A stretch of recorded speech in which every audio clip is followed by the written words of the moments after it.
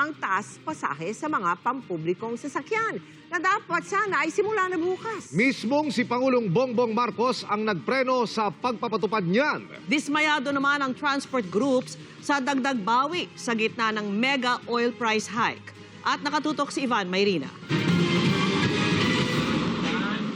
Inanunsyo kahapon ng LTFRB ang taas pasahe sa mga pampublikong sasakyan.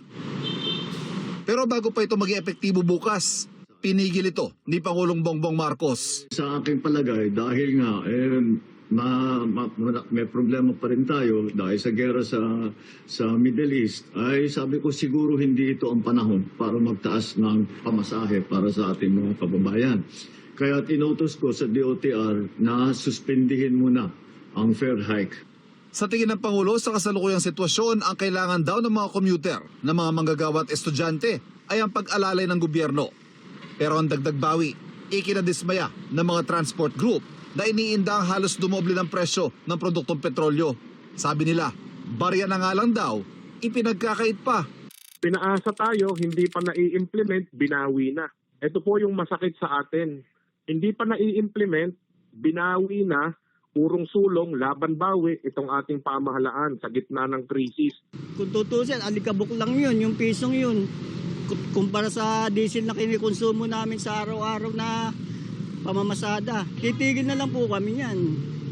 Oo, kasi naman magpagod kami na wala kami may uuwi kahit pang bigas-bigas man lang sa pamilya namin.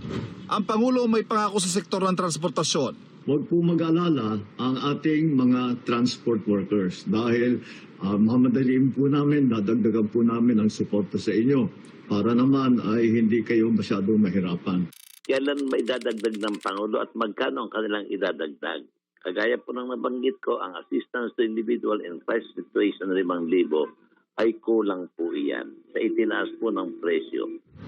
Sinimula na kahapon ng DSWD ang pamimigay ng tig 5,000 pisong ayuda sa mga tricycle drivers sa Metro Manila. Sa susunod na linggo naman ang iba. Pagkatapos naman ng Semana Santa, sisimula ng distribusyon sa mga nasa probinsya. Sa isang pahayag, sinabi rin ng Department of Transportation na minamadali na nila ang paglalabas ng fuel subsidy para sa mga kwalipikadong driver at operator. Ipinag-utos din ng Pangulo ang libreng sakay sa buong bansa at para naman sa MRT at LRT, magpapatupad ng mga diskwento. May aasahan din daw na diskwento sa toll para makabawas din sa gastusin sa transportasyon. Kahit na may malaking gulo na nangyayari, ay ang aming nga rin ay basta't kaunti lang ang mararamdaman o sana man kung kaya namin gawin, sana walang mararamdaman ng ating taong bayan sa kanilang araw-araw na pagtrabaho, sa ating mga estudyante na araw-araw pumapasok. Para sa GMA Integrated News, Ivan Mayrina, nakatutok, 24 oras.